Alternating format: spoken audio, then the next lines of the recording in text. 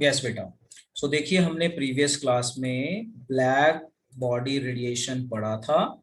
अब black body के बाद एक और थ्योरी आई। बोहर से पहले ये सारी थ्योरीज चल रही हैं। थ्योरी बोहर की थ्योरी बाद में आई थी। ये 1980 से अपना 1800 जो है ना 80 के बीच में ये सारा काम चल रहा है। 1890 1880 इस तरह के बीच में ये सारा चल रहा है। बोहर थ्योरी 1900 कुछ में आई। अब आप देखो, जो इसके बाद थ्योरी आई, इस थ्योरी का नाम है Planck's quantum theory of radiation. ये थ्योरी क्या कहती है कि जो सनलाइट आती है हम तक, वो एक पैकेट की फॉर्म में आती है। चाहे सनलाइट ले लो, चाहे ट्यूबलाइट ले लो, कोई भी सोर्स से लाइट आ रही है, वो हम तक कॉन्टिन्यूसली नहीं आ रही है, डिसकॉन्टिन्यूसली आ रही है in the form of packet. In packets को नाम दिया गया क्वांटा, और वन पैकेट को बोला गया क्वांटम।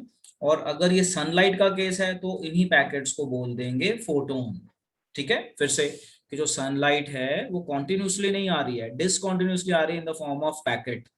ठीक है, तो इन फॉर्म ऑफ पैकेट आ रही है, तो इन पैकेट्स को नाम दिया गया क्वांटा। और अगर सनलाइट है तो उसका नाम देंगे फोटोन। चाहे फोटोन बोलो चाहे क्वांटा बोलो, एक ही बात है, बस फर्क इतना है, क्वांटा का मतलब सनलाइट से, सनलाइट नहीं है। अगर मैं कह रहा हूँ फोटोन तो इट इज सनलाइट। तो एक तो ये चीज हो गई क्लियर कि हमें ये कॉन्टिन्यूसली लगती है, बट ये आती है डिसकॉन्टिन्यूसली है, एक पैकेट की फॉर्म में आती है। एक पैकेट आएगा, इसकी एनर्जी खत्म होने से पहले अगला आ जाएगा, फिर इसकी एनर्जी खत्म होने से पहले अगला पैकेट आ जाएगा। तो हमें डिसकॉन्टिन्यूटी पता ही नहीं चलती, बट ये कॉन्टिन्यूअस नहीं है, एक पैकेट की फॉर्म है, डिसकॉन्टिन्यूसली called photon in sunlight and quanta in normal light. फिर सेकंड पॉइंट था कि जो ये लाइट एनर्जी है इसको ई सिंबल देंगे। जो ये लाइट एनर्जी है या ट्यूब एनर्जी है, इसको हम ई सिंबल देंगे। और ये देखा गया कि एनर्जी जो है ये प्रोपोर्शनल टू फ्रीक्वेंसी है। मतलब फ्रीक्वेंसी बढ़ा दो तो एनर्जी बढ़ जाएगी, फ्रीक्वेंसी घटा दो तो एनर्जी घट रही थी। तो एक तो ये हो गया। तो इस प्रोपोर्शनल को हटाया गया तो एक कांस्टेंट आता है, इस कांस्टेंट को हम कह देते हैं प्लैंक्स कांस्टेंट। इसकी वैल्यू जो थी 6.63 इंटू 10⁻34 जूल सेकेंड। और अगर एक से ज्यादा फोटोन हो, एक से ज्यादा आपके क्वांटा हो, तो एन लगा देंगे साथ में, नंबर ऑफ फोटोन्स। तो E is equal to NH nu. तो ये तो मैंने एक जनरल बता दिया। अब हम पढ़ लेते हैं और कॉपी में लिख लेते हैं क्या था जो आपने लिखना है। तो देखो क्या है, radiant energy is not emitted और एब्जॉर्ब्ड कॉन्टिन्यूसली। रेडिएंट एनर्जी मतलब जो सनलाइट आ रही है या आप बल्ब जला रहे हो वहां से लाइट आ रही है, मतलब किसी भी सोर्स से लाइट आ रही है, उसे कहते हैं radiant energy. Not emitted or absorbed continuously, but discontinuously in the form of small packets of energy called quanta. In case of sunlight, each quantum is called photon. Quanta मतलब बहुत सारे energy packet, one energy packet called quantum, और इसी को sunlight के case में कहते हैं photon. Number 2 point, light energy is donated by E and is proportional to frequency. तो फ्रीक्वेंसी का सिंबल ये भी होता है और एफ भी होता है। आपको मैंने पिछली क्लास में बताया था, चाहे एफ लगाइए चाहे न्यू लगाइए एक ही बात है। आपको बुक में एफ नहीं मिलेगा सिंबल, बुक में आपको ये वाला सिंबल मिलेगा मोस्टली। मैं एफ इसलिए लगाता हूँ कि वेलोसिटी और इससे कंफ्यूज ना हो जाए बच्चे, तो बस इस चीज का ध्यान रखना। तो जो लाइट एनर्जी है इसका सिंबल ई है एंड ये प्रोपोर्शनल टू फ्रीक्वेंसी है। इसका मतलब अगर फ्रीक्वेंसी बढ़ाएंगे तो एनर्जी बढ़ जाएगी, फ्रीक्वेंसी घटाएंगे तो एनर्जी घट जाएगी। फिर यहाँ से इसको प्रोपोर्शनल को हटाएंगे तो हमारा लाइट एनर्जी का फॉर्मूला आ जाएगा। तो what is the formula for light energy? E is equal to N अपना H nu. E is equal to H nu, where H is Planck's constant and इसकी वैल्यू है 6.63 into 10⁻34 joule second. Round off कर लोगे तो 6.6 into 10⁻34 joule second. अगर एक से ज्यादा फोटोन हो, ये वन फोटोन की एनर्जी है, एक से ज्यादा होंगे तो इनटू एन कर लेंगे, और एन का मतलब है 1 2 3 सो ऑन। तो बहुत ही सिंपल थ्योरी, हमें इसको जस्ट ध्यान रखना है और इसको हम न्यूमेरिकल्स में भी। फर्स्ट पॉइंट दोबारा एक्सप्लेन कर दो। हाँ जी बेटा, फर्स्ट पॉइंट दोबारा एक्सप्लेन कर देते हैं। चलिए दोबारा एक्सप्लेन करते हैं फर्स्ट पॉइंट। देखो बेटा, फर्स्ट पॉइंट क्या कह रहा है समझो।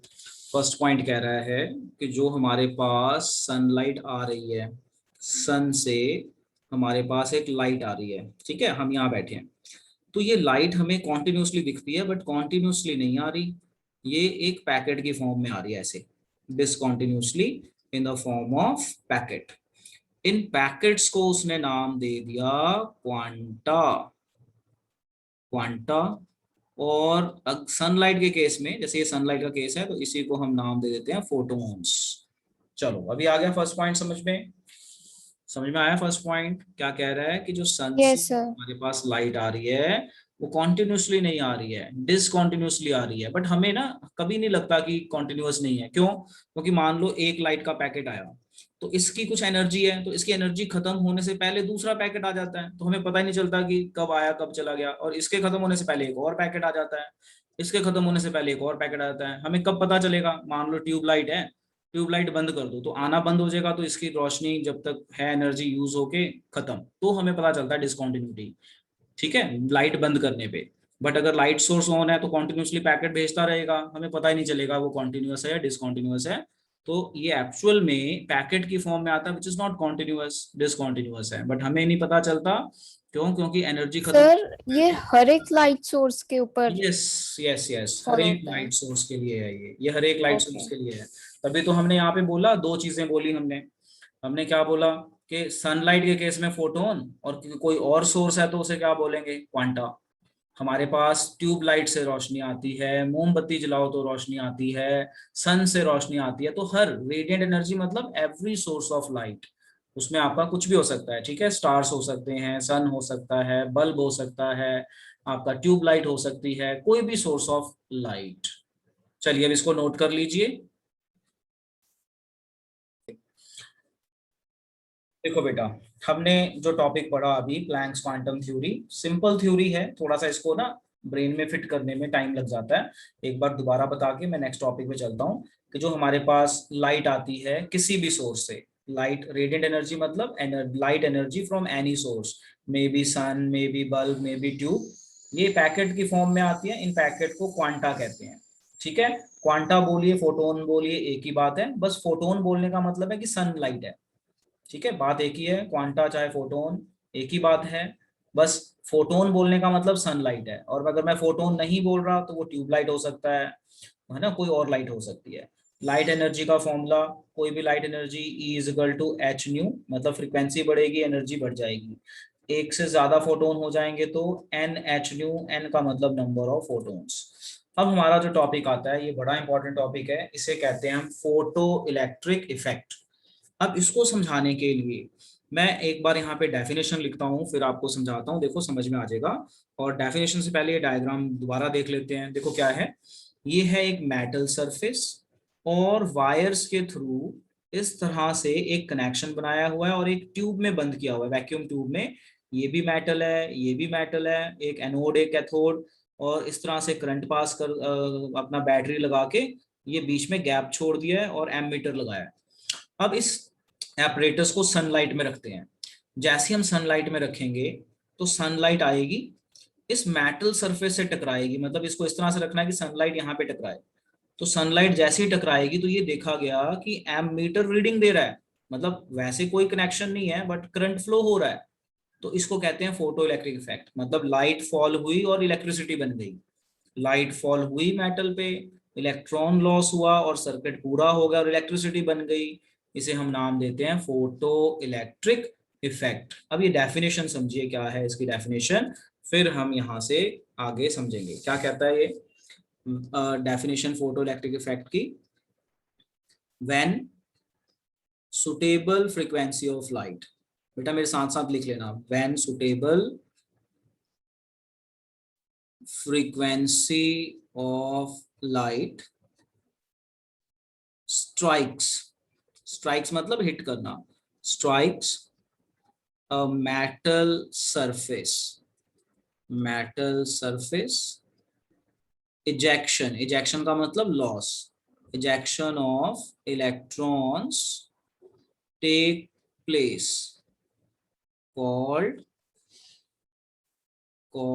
photo electric effect। सो ये है हमारी डेफिनेशन फोटो इलेक्ट्रिक इफेक्ट की। क्या डेफिनेशन है, जरा डेफिनेशन समझिए ध्यान से।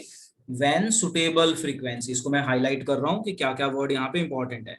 When suitable frequency, suitable frequency मतलब एक फिक्स एनर्जी ऑफ लाइट, एक ना particular value of light strikes metal surface, ejection of electron take place, called photo electric effect. लो जी, अब मैं इस डायग्राम में आता हूँ। तो ये डायग्राम आपने बनानी नहीं है कॉपी में, टॉपिक का नाम है फोटो इलेक्ट्रिक इफेक्ट। ये मेटल सरफेस है, लाइट फॉल हुई, इलेक्ट्रॉन यहाँ से मूव हो गया, सर्किट कंप्लीट हो जाएगा और आपके एमीटर में रीडिंग आ जाएगी। तो यहाँ से पता चला कि लाइट से इलेक्ट्रिक एनर्जी बन गई एक मेटल पे फॉल करने से। अब ये सारी मेटल्स नहीं होती, कौन कौन सी मेटल है जहाँ पे ऐसा मिलेगा?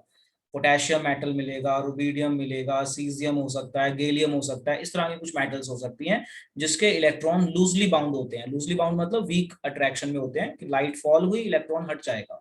ठीक है, तो लाइट फॉल होना, तो क्या हर लाइट से ऐसा होएगा? नहीं, उसमें लाइट की कुछ सुटेबल फ्रीक्वेंसी देखा गया कि हर लाइट की इंटेंसिटी पे नहीं ये निकलता कि एक सुटेबल एनर्जी, मतलब एक फिक्स एनर्जी कुछ चाहिए, एक पर्टिकुलर एनर्जी, उसके बाद ही निकलता है।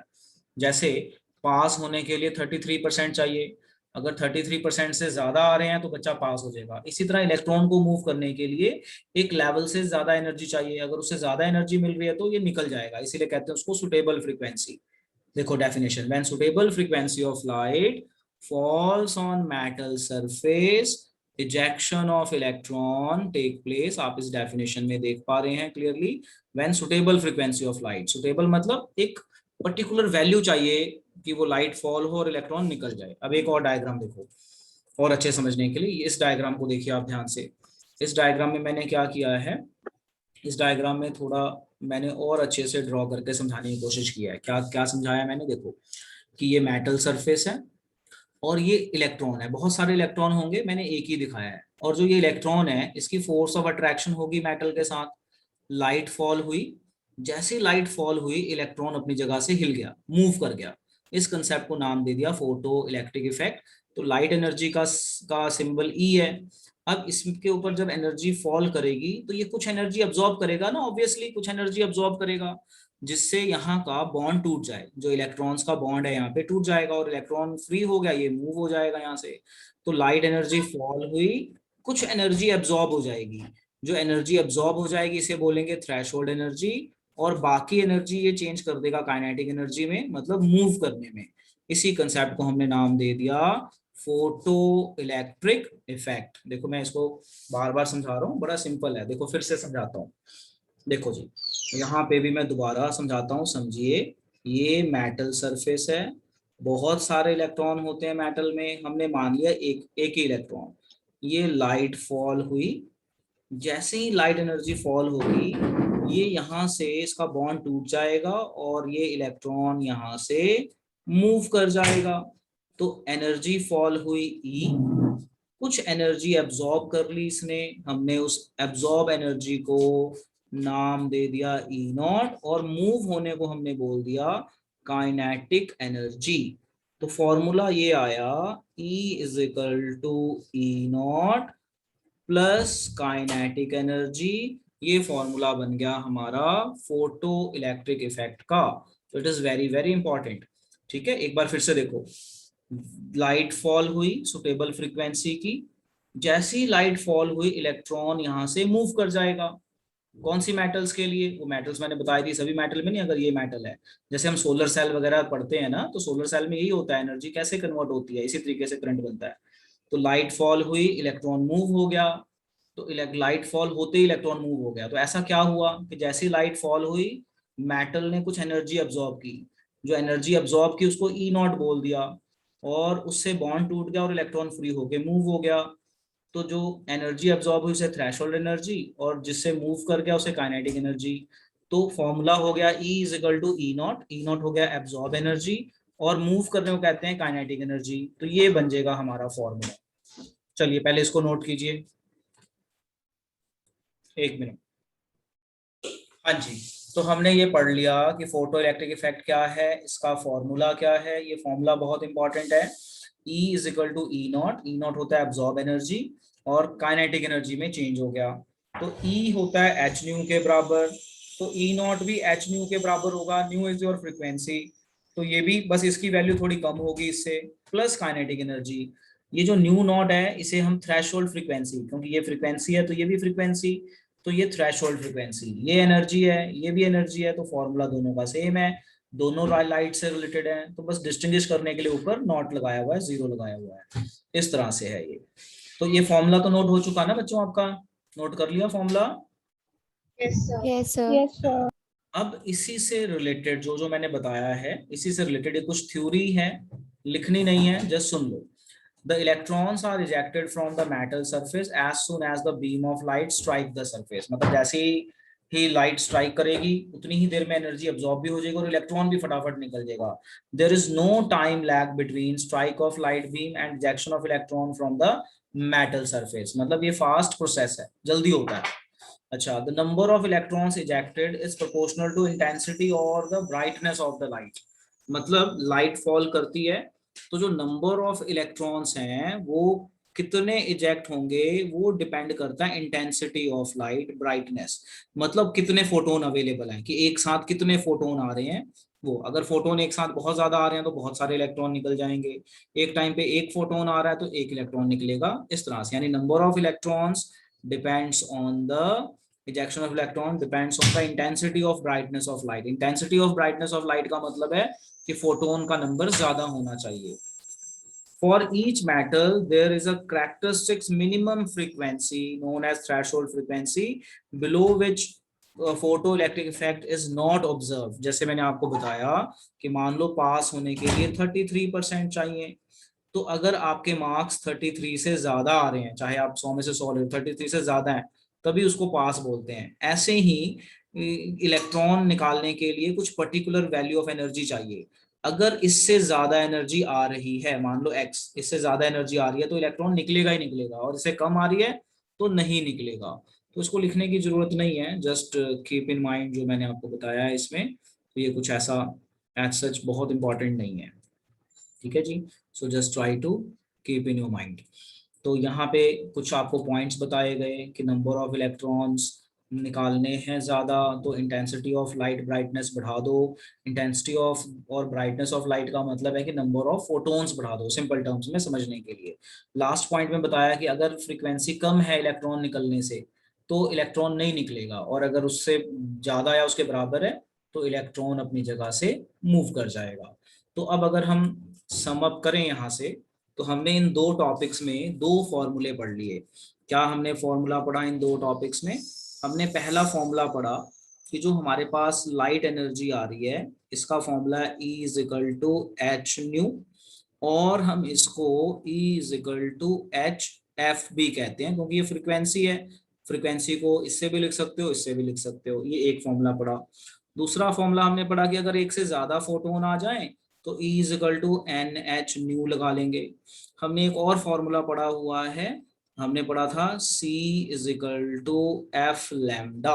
एफ और फ्रीक्वेंसी सेम है, ये मैंने C बता दिया क्योंकि लाइट की बात हो रही है तो ये भी फॉर्मूला बता दिया। फिर हमने एक फोर्थ फॉर्मूला पढ़ा आज, ये है फोटो इलेक्ट्रिक इफेक्ट का। E is equal to E not plus kinetic energy. अब हम यहाँ पे रिकॉल करते हैं, E किसके बराबर होता है? एच न्यू के बराबर। तो E नॉट किसके बराबर हो जाएगा? वो यहाँ साइड में लिख देते हैं। E not is equal to H nu not, इसको हम थ्रेशोल्ड एनर्जी और इसकी फ्रीक्वेंसी को थ्रेशोल्ड फ्रीक्वेंसी कहते हैं, ये हमने पीछे पढ़ा। अब काइनेटिक एनर्जी, ये हमने छोटी क्लास में पढ़ा हुआ है। इसका फॉर्मूला क्या होता है? Half mv²। याद आ गया काइनेटिक एनर्जी का फॉर्मूला? बोलो बच्चों, याद आ गया? अब ये यस फॉर्मूला ना, सर। हाँ, ये यूज होगा। अब आप ये नहीं बोलना कि ये हमने आज पढ़ा नहीं। तो ये जो कुछ नाइन्थ वगैरह में जो आपने फॉर्मूले पढ़े हैं वो तो एज सच ही यूज हो जाएंगे। तो ये कुछ फॉर्मूले हैं जो हमने पढ़े हैं, जो हमें न्यूमेरिकल यूज करने में चाहिए। अब अगर मैं इन फॉर्मूलों को यूज करूं तो मेरा ये फॉर्मूला मॉडिफाई हो जाएगा। देखो कैसे मॉडिफाई होगा, यही वाला फॉर्मूला, फिफ्थ फॉर्मूला बना देते हैं। E is equal to H nu, E not is equal to, ये रहा, H nu not, and kinetic energy is equal to half mv²। और काइनेटिक एनर्जी ही रहने दो, कोई दिक्कत नहीं। तो ये हमने कुछ फॉर्मूले पढ़े हैं कल से और आज के लेक्चर में, और इनके ऊपर हमें न्यूमेरिकल्स मिल सकते हैं आगे देखने के लिए, which is very very important. ये लाइट एनर्जी का फॉर्मूला है, चाहे सनलाइट, चाहे ट्यूब लाइट, कोई भी लाइट आए। और ये आपका जो स्पीड ऑफ लाइट और फ्रीक्वेंसी और वेवलेंथ का रिलेशन है जो हमारा यूज होगा। एक और फॉर्मूला पढ़ा था हमने, वेव नंबर, वो भी लिख देता हूँ यहाँ पे ताकि आप उसको भी ध्यान से यूज कर पाए। तो वेव नंबर हमने पढ़ा था किसके बराबर होता है? 1/λ, ये वेव नंबर है। So what is wave number? 1/λ। अब एक न्यूमेरिकल देखिए और इसको ट्राई कीजिए। ये रहा numerical, just try out this numerical.